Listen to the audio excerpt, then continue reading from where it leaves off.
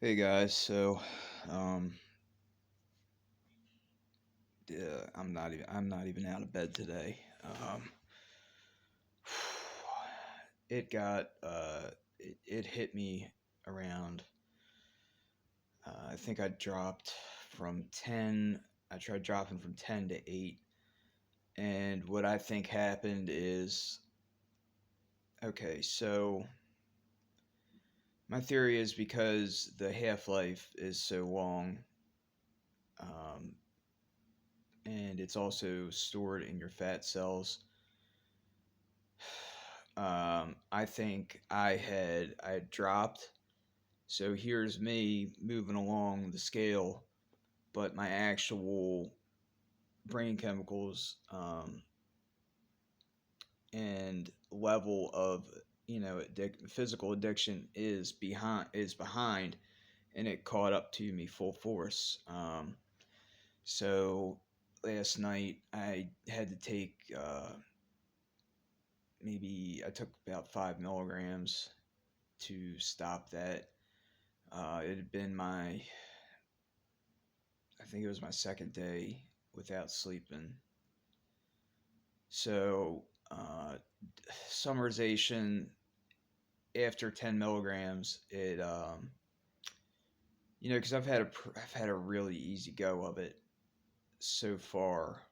Um, and if I can kind of, anything that, what I've learned from doing this more times than I care to admit, not necessarily on methadone, but other things is, it's all good until. So think about, I'm just going to, obviously, you have way more than this. Say you have 10 um, opiate receptors. It would be opioid because methadone is synthetic, but say you got 10 opioid receptors. You can go above that where all 10 of those, say at 50 milligrams, all 10 of those are firing as hard as possible all day 24/7.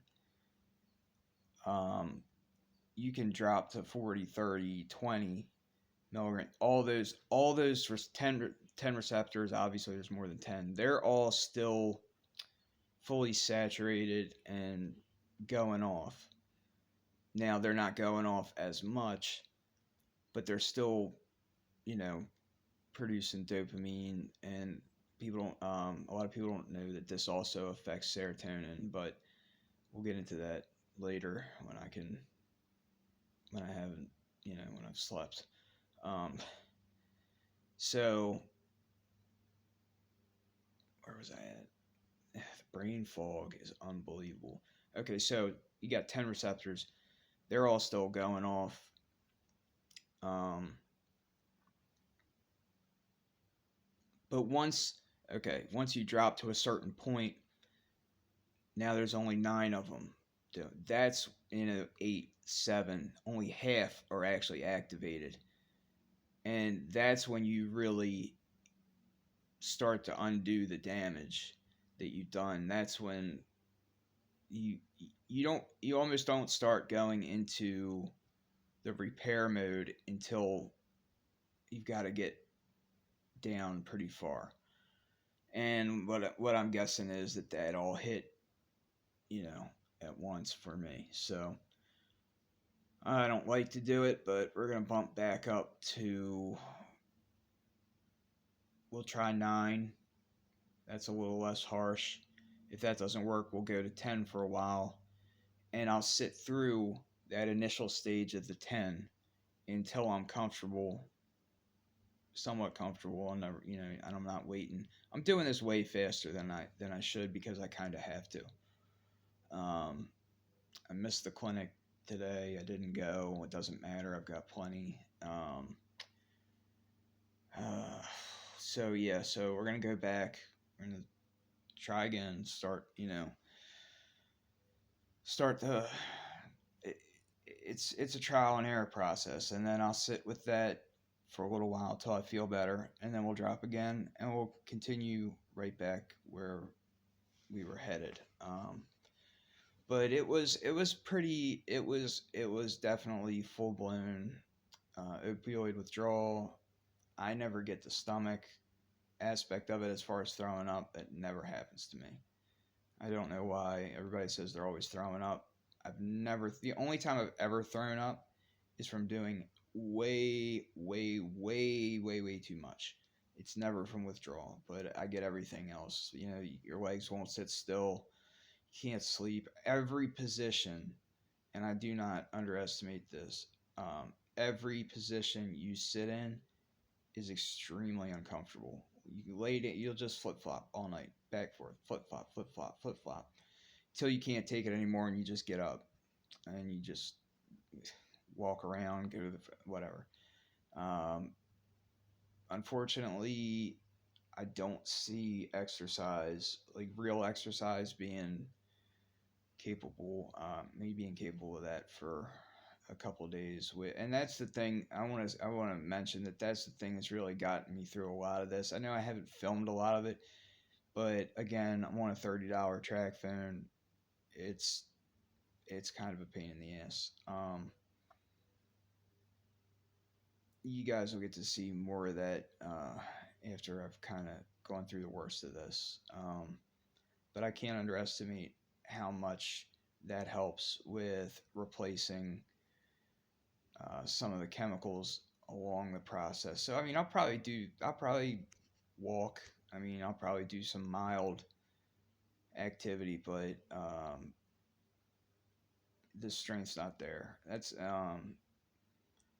I don't. People think that dopamine is just the pleasure chemical. It is not just the pleasure chemical. It is your drive to want to achieve things. It's an all around reward molecule. Therefore, um, wanting to do the most basic things, you have to kind of trick yourself and just do it. You're not going to want to do it. You're going to want to sit there, and then you're going to sit there and you won't want to sit there anymore, but you won't want to get. It's a strange. If you're not used to this, I want you to keep in mind that this is a chemical trick. This is not reality. This isn't what it's going to be like forever. This is not um, who you are. You're not going to stay like this. You're not lazy. You're not any of those things. It's just you don't have the chemicals. And the only way to get them back is to be super uncomfortable for, an extended period of time, unfortunately. Um, I would have loved to do this a little bit by little, but the bills are falling through. And I know if I go back to, people say, well, why don't you just taper slow and go back to work? Because it doesn't work for me. I get, first of all, I feel sick on it. Not dope sick, but physically sick. It, it, I've lost I've lost muscle, but not fat because of the carb intake. There's a huge. If you've ever seen anybody on methadone, I hate to say it, but the average person is generally extremely fat. Just smashing sugar and carbs all day, and that's because of your. I think it's your glutamine receptors. It changes them too. It changes a lot, and it's kind of why it is the last choice for most people, because there's a lot of myths too. Maybe I'll get into those one day, but methadone is extremely good at binding to those receptors. It it fits perfectly like a jigsaw puzzle into those receptors, and it to the extent that it blocks everything else, but it is a full opioid agonist, which means it's gonna light up all those chemicals, although somehow not the pleasure chemical. It's definitely not.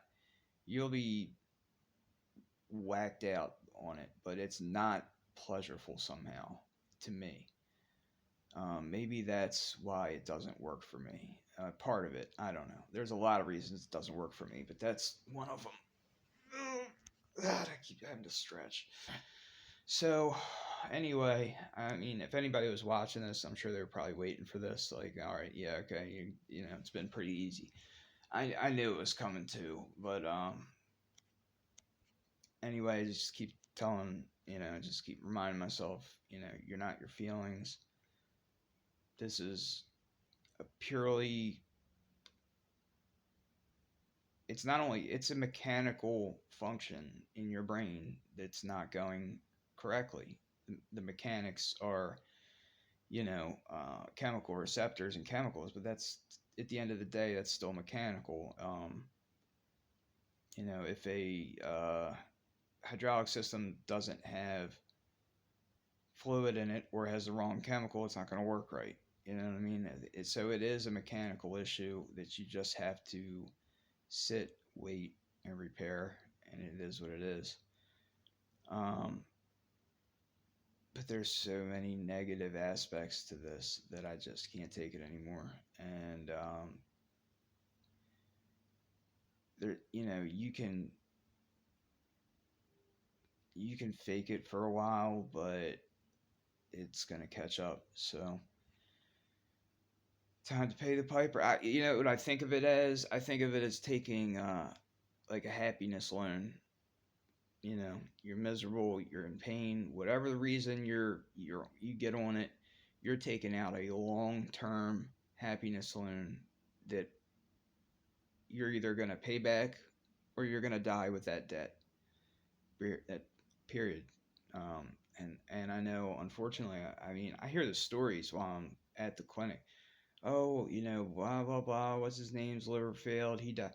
A lot of people die with their happiness debt. Um, but I'm getting way too philosophical. But the thing is, it's like, okay, you're still in debt. You feel that debt. Yeah, you might not be miserable, but you're certainly not, you know, you're still under that fucking getting that bill every month or whatever. And really, it's every day, it's every fucking morning. Wow, I cuss a lot when I'm not feeling well. I noticed that. Anyway, um, that's that. We're going to keep on rolling, and I'll keep you guys up to date. See ya.